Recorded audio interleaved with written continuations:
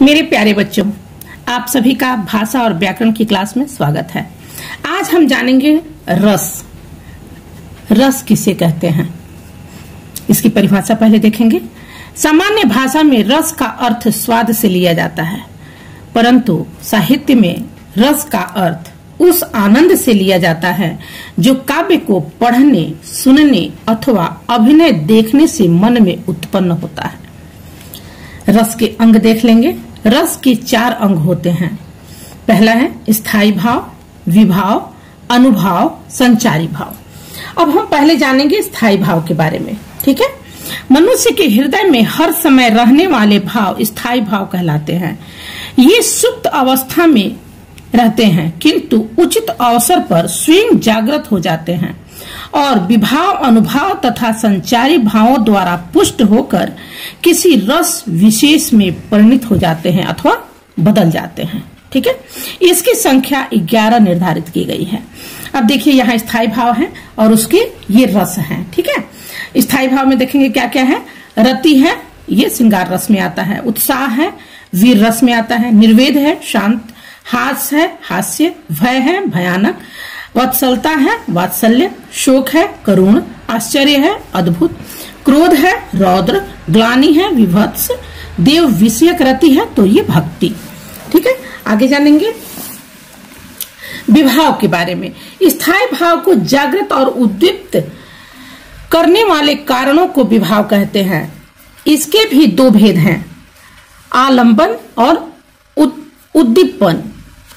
आलंबन विभाव किसे कहते हैं हम, जिस व्यक्ति अथवा वस्तु के कारण किसी व्यक्ति में कोई भाव जागृत होता है।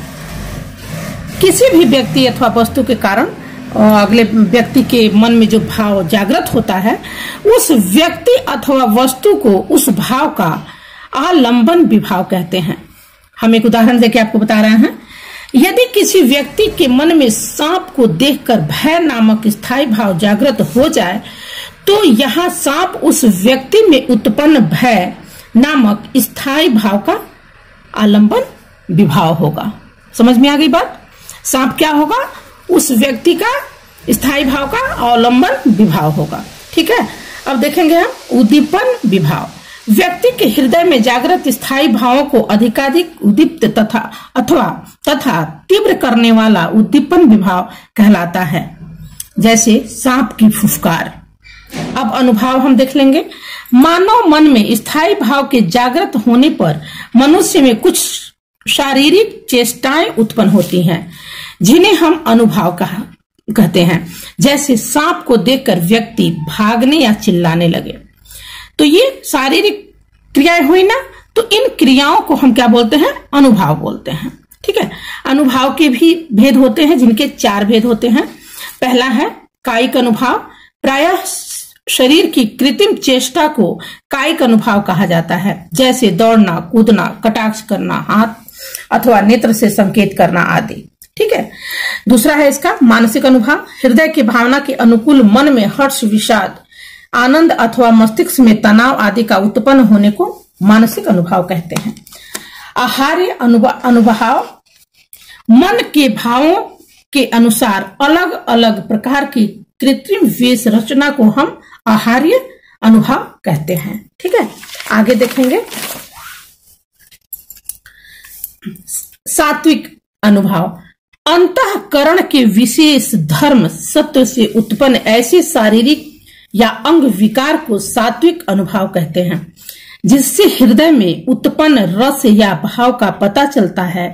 इस प्रकार के शारीरिक विकारों पर आश्रय का कोई नियंत्रण नहीं होता। ये मनुष्य में स्थायी भाव उद्दीप्त होते ही स्वतः उत्पन्न हो जाते हैं। सात्विक अनुभाव 8 प्रकार के होते हैं। हम यहाँ देख लेंगे 8 को। स्तंभ है, स्वेद है, रोमांच है, स्वरभंग है, कंप है, विवर्णता है, अश्रु है, प्रलय है, ठीक। ये तो रहा अनुभाव के बारे में। अब हम जानेंगे चौथा संचारी भाव। संचारी भाव में क्या होता है, आश्रय के मन में उत्पन्न होने वाले अस्थिर मनोविकारों को संचारी भाव कहते हैं।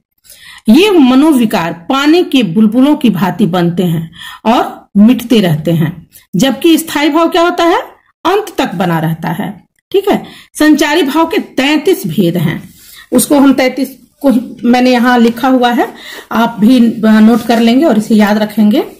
निर्वेद, आवेग, दैन्य, श्रम, मद, जड़ता, उग्रता, मोह, विबोध, स्वप्न, अपस्मार, गर्भ, मरण, अलसता, अमर्ष, निद्रा, अहित्था, औत्सुक्य, उन्माद, शंका, स्मृति, मति, व्याधि, संत्रास, लज्जा, हर्ष, असूया, विषाद, धृति, चपलता, ग्लानि, चिंता और वितर्क। ये तो रहे रस के बारे में। अगले वीडियो में मैं कुछ और लेकर के आऊंगी। तब तक के लिए गुड बाय।